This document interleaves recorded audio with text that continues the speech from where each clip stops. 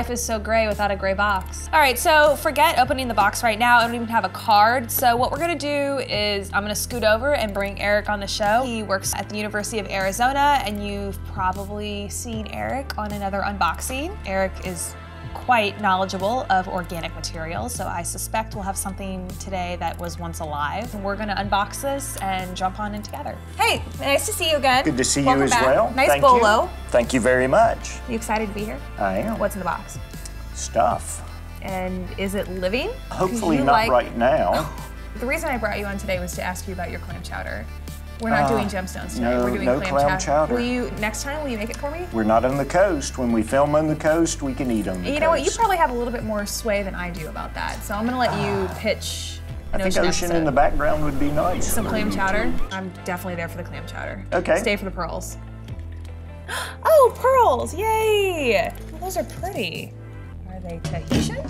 Some are and some aren't. The How coloring, about that? the coloring is nice. They're Tahitian. Oh, I've seen these before. The carved pearls. Carved Tahitian pearls. Carved Tahitian pearls. So a lot of these have either a ocean motif or they may have symbolism relating to the native Tahitians. And these were first produced with pearls that maybe had a slight issue, a surface blemish or something. So then they would carve them and retain the value. What do we notice about that pearl? That is a really, oh, there's a little bump right there. That has a really cool pattern. Yes. So this pearl has actually been faceted just like we would do a gemstone, which makes it again very unique and very different. Why would you ever facet a pearl? Again, it may have some surface condition issues, and it's a way that you could take a pearl that the Tahitians might not normally sell and make it into something that's very much more beautiful than it came in nature. How long does something like this take? It could take a few hours. So the Tahitian pearl industry is very heavily regulated. They want to have a very thick coat of nacre on the pearls. Okay, tell everyone what nacre is. So nacre is what gives a pearl its luster and its beauty. And the thing about Tahitian pearls that are different from all other pearls out there, you have what's called a body color, which might be a green or a gray or a silver. But then you have secondary colors that as the light catches it, you can pick up tones of reds and pistachios. The light spreads just as it would with a prism. These are cool. These are so more what do we notice about these? Baroque. They are very good. Baroque and the, oh, it looks like, is that a carving on the outside? They're circles that naturally form in some pearls. For many years they were discarded because they just really weren't that desirable. They're beautiful. But I think in the market today, we like the organic look and the natural look. Me too. And often these with the rings around them are called cerclay pearls or I've never heard that, yeah. Can I show you what's in my box now? Necklace, I gotta wear it. It's a necklace. Can I wear it? It's not for you. It's actually for me. Oh no, you didn't. On the last episode, we talked about the fact that men don't really embrace pearls, but that I had taken some organic looking Tahitians and had mounted it to use with my gemological loop. For a while I was buying pearls and selling pearls a bit, and you know, I just was always intrigued, and I thought, how can I wear pearls? And like we talked about with the carved Tahitian, I do have one of those on a leather cord, and it looks very nice. Wow. I rarely wear it out, and I thought for me to have a lanyard with my loop on it was ideal because it's the sort of thing I could wear to a gem show and everybody there would get it. So I brought this today. Show us how you use your loop when you're wearing your pearls. So basically the same way you use any loop, and this is the #1 thing in gemology that people don't get right. We like to take our fingers, stick it through the edge of the loop, hold it with our thumb and between our hands. This rests against your cheekbone, and then if you pull one out for me, please. You basically bring what you're looking at until it's into focus. And the proper technique and what will intimidate your jewelry seller is to hold it exactly right. I wear it typically at shows. I don't wear it out in public much. Do you get a lot of compliments on it? I do. And a few strange looks. Now let's talk about the last pile. They look Tahitian to me. But it doesn't look quite the same as these that we've already examined. No, are these treated or something? Those are treated pearls. What is the treatment? These are actually Chinese freshwater pearls that have been dyed and several stage process that's never been shared with the industry. Some people claim they've been irradiated, some people claim they've been heated, but it is a pearl that probably started out as a white or pink unsellable pearl that has now been made to mimic a Tahitian. They look a little bit more metallic. That's how I could tell that they were treated. So what would you do with these? People mount them in jewelry as well, and it's okay as long as people know what they are, and they can be a very inexpensive alternative, because a strand of Tahitian pearls, even the more organic baroques, is going to be fairly expensive. Being organic minded, this is my cell phone color. Is that real shell? So this is abalone shell or poa shell from New Zealand, and it's been fashioned. This is the actual pieces of the shell, and it's been fashioned into a cell phone cover. What are you gonna do if your cell phone dies and you have to get a new phone? What are you gonna do with that? Well, I'll just get another cell phone and pop it in there. So Tahitians usually are bigger, Typically usually bigger. Darker colors. So we have similar pearls, Tahiti, Cook Islands, but that area of the South Pacific is known for that particular pearl. What's your favorite? My favorite is probably the carved ones, because it brings artistic beauty to the organic gem world. So talk to me a little bit about sustainability in the pearl farming sphere of the business. Sustainability in pearls is excellent. The water quality just to be able to grow these shellfish has to be pristine. So that in and of itself prevents coastal pollution. A lot of these areas, it's the only industry, especially in these outlying islands in the Pacific.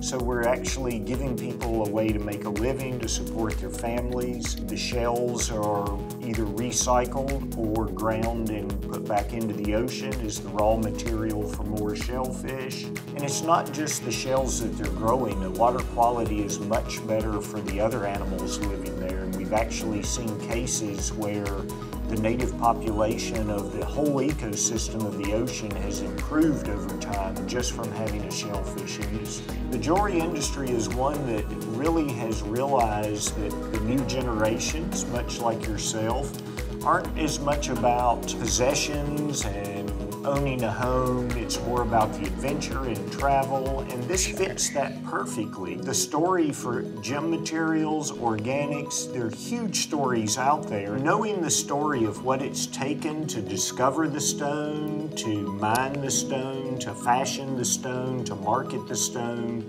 a lot of times we just see something pretty and we say, I want it, but when you know what is actually going into it, and a lot of times the support for Native and Indigenous people, this is their only way of life, and we're actually supporting that. These shellfish in nature, I mean, we're using native species to those waters because we know they're well adapted to the areas. Typically, these would be at a fairly shallow depth, so I would say probably anywhere from 10 to 15 feet and slightly deeper. When they're cultured, they're usually grown in cages, which are vertical, and that way they can keep them all in one plane, and they're constantly sending divers down to make sure that the shellfish are happy.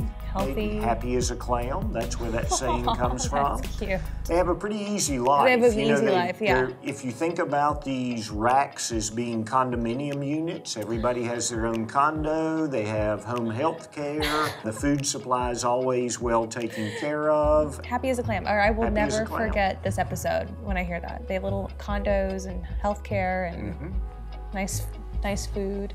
Nice coastal living. All right, favorite fact about Tahitian pearls. Go.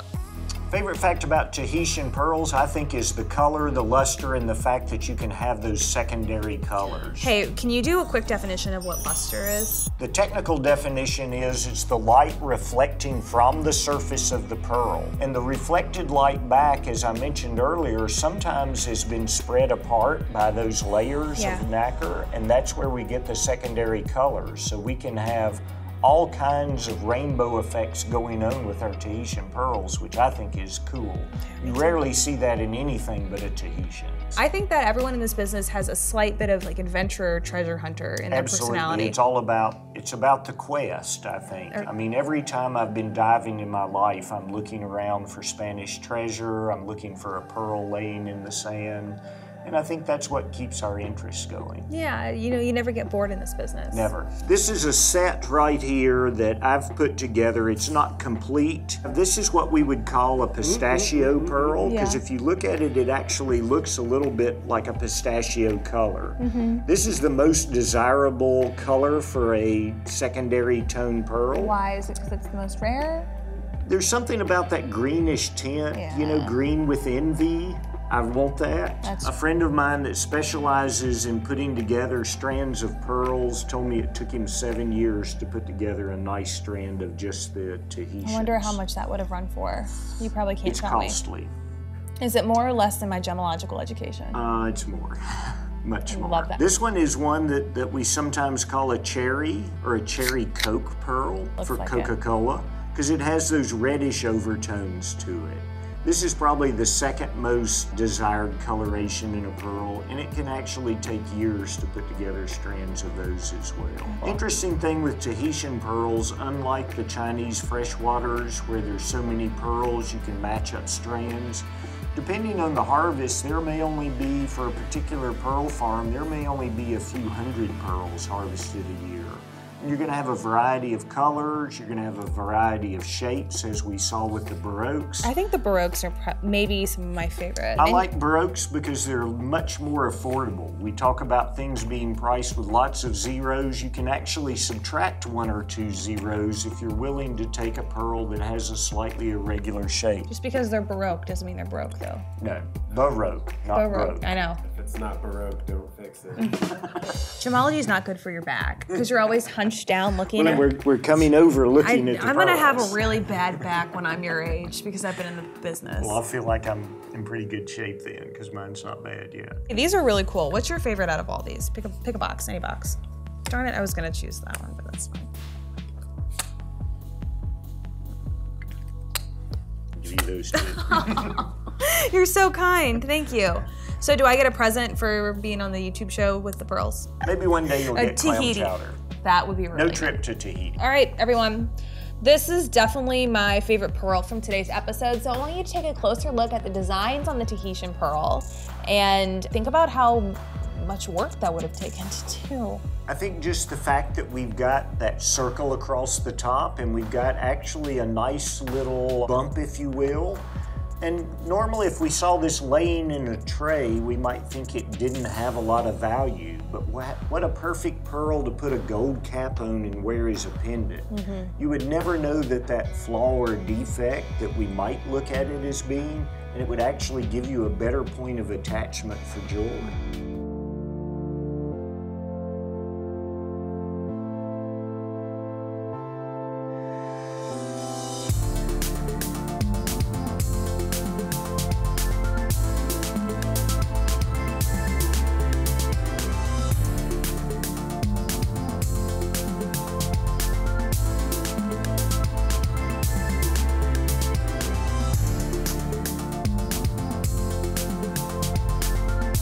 All right, folks, there you have it. Eric Fritz from the University of Arizona and his, what, can we say your favorite piece from today? Sure, they're all my favorites. It's like children, you probably can't pick It's like it. children. It's like children, yeah. Okay, so we learned all about Tahitian pearls. Excellent. We learned all about organics. Okay. My favorite thing to talk about is sustainability in the business. Any last words you'd like to say to everyone watching, besides like and subscribe? Like and subscribe. You know, you're really good at that. Maybe next time you're gonna host. Okay. And you can like Skype me in from the ocean where I'm looking for pearls. Okay. We're just gonna switch jobs for a sec. Suits me.